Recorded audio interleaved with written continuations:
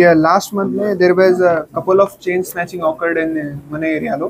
So ఒకటి in Indrapalam, ఒకటి Karappa, ఒకటి one town area limits లో. That cases were taken very seriously by our SP sir. So under SP sir's guidance we have formed one team under the CCS garu, CI garu, SI garu. We have formed one team and we will able to nab those criminal in very short span of time. They have done a very great job. In that case, we have seized a total 78 grams of gold we have seized. Oka HF Deluxe also we have seized.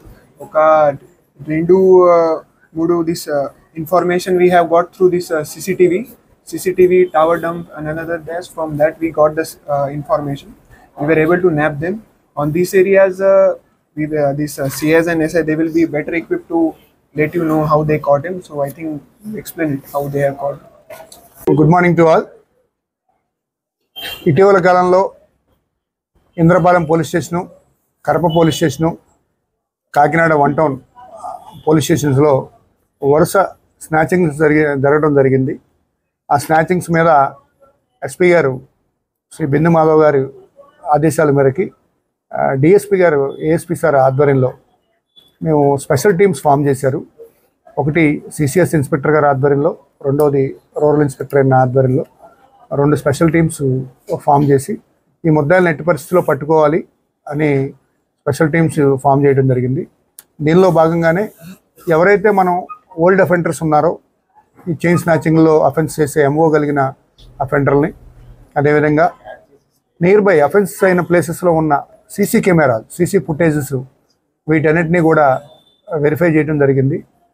వాటి ఆధారంగా మాకు ఇద్దరు వ్యక్తుల మీద suspicious వచ్చి వారిని తీసుకొచ్చి వాళ్ళ మీద నిఘా పెట్టడం జరిగింది.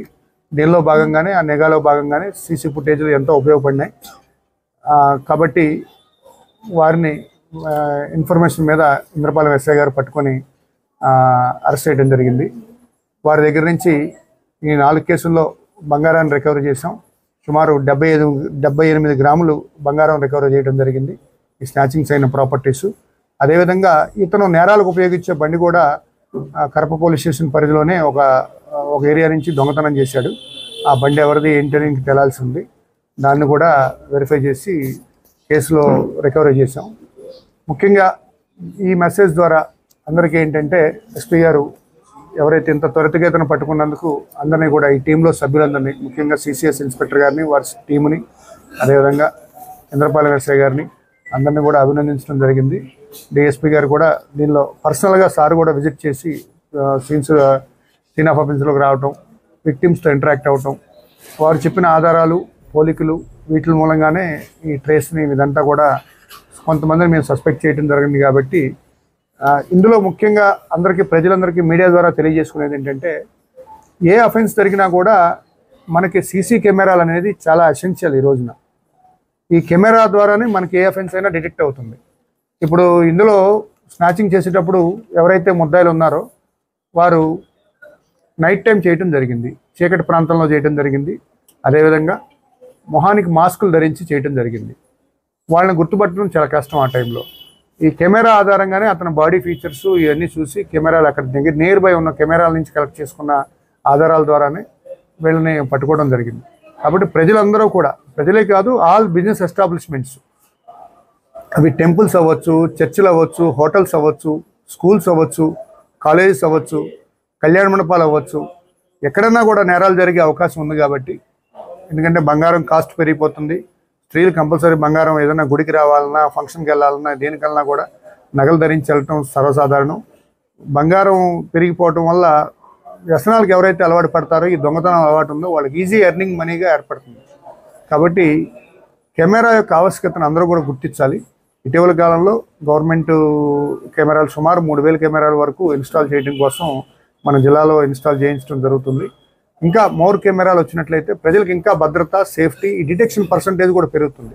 కాబట్టి మేము మీడియా ముఖంగా తెలియజేసేది ఏంటంటే, ఈ సీసీ కెమెరాల ఆవశ్యకతను ప్రజలందరూ గుర్తించి ప్రతి స్కూల్ దగ్గర, ప్రతి కాలేజ్ దగ్గర, అట్లానే ప్రతి బిజినెస్ ఎస్టాబ్లిష్మెంట్స్ అంటే షాపులు అవ్వచ్చు, అలానే హోటల్స్ అవ్వచ్చు, కళ్యాణ మండపాలు అవ్వచ్చు, లార్జ్ అంటే చర్చిలు అవ్వచ్చు, వీటన్నిటి దగ్గర కూడా లార్జ్ మెంబర్ ఆఫ్ గ్యాదరింగ్ ఎక్కడైతే ఉంటుందో అక్కడ కెమెరాలు ఏర్పాటు చేసుకోవాలి. ఇప్పుడు కాలనీస్ ఉంటున్నాయి చాలా చోట్ల, కాలనీ వాసులు అందరూ కలిపి ఒక కెమెరా పెట్టుకోవాలి. ఆ కాలనీలో ఇన్ను ఎగ్జిట్ అంటే వచ్చే దారి వెళ్ళిపోయే దారి 2-3 దారులు ఉంటాయి. ఆ 2-3 దారుల్లో కెమెరాలు పెట్టుకున్నట్లయితే ఇమీడియట్గా దొంగలు కూడా మేము ఇంట్రాగేషన్ చేస్తున్నప్పుడు చాలా కొత్త విషయాలు చెప్తున్నారు. ఎక్కడైతే సీసీ కెమెరాలు ఉంటున్నాయో ఆ ఏరియాకి దొంగలు వెళ్ళట్లేదు, ఆ ప్రాంతంలోకి దొంగలు వెళ్ళి దొంగతనం చేయడానికి కూడా భయపడుతున్నారు. ఎందుకంటే కెమెరా ద్వారా డిటెక్ట్ అయిపోతాం, మేము దొరికిపోతాం అనే భయం ఉంటున్నారు.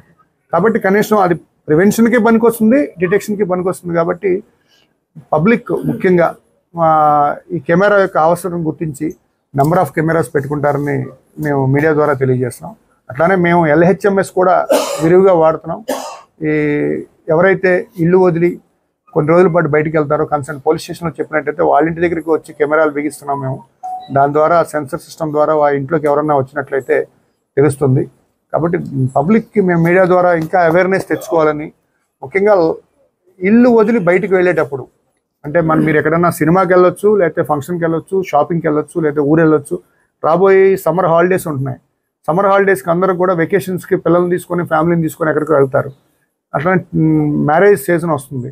మ్యారేజ్ సీజన్స్లో కూడా అందరూ నగలు తెచ్చుకొని ఇంట్లో పెట్టుకోవటం, లేకపోతే ఎక్కడికన్నా పెళ్ళిళ్ళకి వాటికి వెళ్ళి రావడం, లేకపోతే ఇంకో పెళ్ళిళ్ళ పర్పస్ లేకపోతే ఫంక్షన్స్ పర్పస్ బయటికి వెళ్తారు.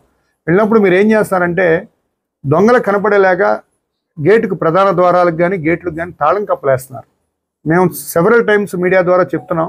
ప్రజలు ఎంత చెప్పినప్పటికి కూడా మరి అది వారు అర్థం చేసుకోవాలా. తాళం కప్ప బయటికి కనపడేలాగా వేస్తే మీరు ఇంట్లో లేరన్న విషయం దొంగలకి సులువుగా తెలుస్తుంది. ఏ దొంగోడైనా కూడా దొంగతనానికి వచ్చే ముందు రెక్కీ చేస్తారు. రెక్కీ చేసినప్పుడు ఏం చేస్తున్నారంటే ఇంట్లో జనాలు లేని అంటే నివాస యోగ్యంలో ఎవరైతే లేరు అని నిర్ధారణ చేసుకున్న తర్వాత మాత్రమే దొంగతనం చేస్తున్నారు. ఆ ఇంట్లో లేరన్న విషయం ఎట్లా తెలుస్తుందో వాళ్ళకి తాళం కప్ప వేస్తున్నారు. వాళ్ళు తాళం కప్పని గేటుకో లేకపోతే ప్రధాన ద్వారానికో కనపడేలాగా వేస్తున్నారు. దయచేసి అట్లా వేయొద్దు. మీరు ఏదన్నా ప్రధాన ద్వారానికి వేసినట్టయితే అట్లీస్ట్ కట్టెన వేసుకోండి, లేదా సైడ్ డోర్స్కి వేసుకోండి. గేటుకు మటుకు తాళం వేసి వెళ్ళొద్దండి దయచేసి. మీరు ప్రజలకు మరొకసారి మీడియా ద్వారా తెలియజేస్తున్నాం. అట్లానే ఈ క్రైమ్లో ఎవరైతే కష్టపడి పనిచేస్తున్నారో వారందరికి కూడా ఎస్పీ గారు, ఏఎస్పీ గారు అందరూ అప్రిషియేషన్స్ తెలిపారు. ముఖ్యంగా వారందరూ కూడా కంగ్రాచులేషన్స్. మీడియా ద్వారా ఈ విషయాన్ని మీకు తెలియపరచుకుంటున్నాను. Thank you. ఇప్పుడు ఇందులో ఉన్న గంపల సతీష్ అనే అతను ఓల్డ్ అఫెండరే. అదేవిధంగా వరప్రసాద్ అనే పట్టెం వరప్రసాద్ అనే అతను కూడా, ఇద్దరికి కూడా చెరొక 5 కేసులు ఉన్నాయి అంతకుముందు.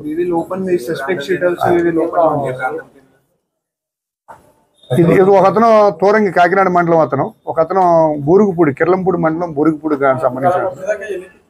వీళ్ళిద్దరూ జైల్లో ఉన్నప్పుడు పరిచయం. వీళ్ళు జైల్లో వెళ్ళినప్పుడు పాత కేసుల్లో విడివిడి కేసుల్లో రిమాండ్కి వెళ్ళినప్పుడు సబ్ జైల్లో ఉన్నప్పుడు వీళ్ళిద్దరూ కూడా కలిశారు. వీళ్ళకి ఏంటంటే అన్ని వ్యసనాలు ఉన్నాయి. వ్యసనాలకు అలవాటు పడి ఈజీ ఎర్నింగ్ కోసం మళ్ళీ దొంగతనాలే మళ్ళీ వృత్తిగా ఎంచుకోవడం జరిగింది.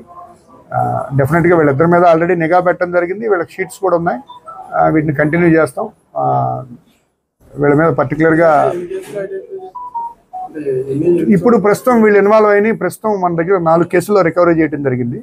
అట్లానే ఎర్లియర్ ఇద్దరు కూడా చెరొక 5 కేసులు ఉన్నాయి. వీళ్ళు ఓల్డ్ అఫెండర్స్. సుమారు 6.5 lakhs గోల్డ్ రికవరీ చేయడం జరిగింది. వర్త్ ఈరోజు మార్కెట్ వాల్యూ ప్రకారం 76 grams and 1 HF Deluxe bike also there.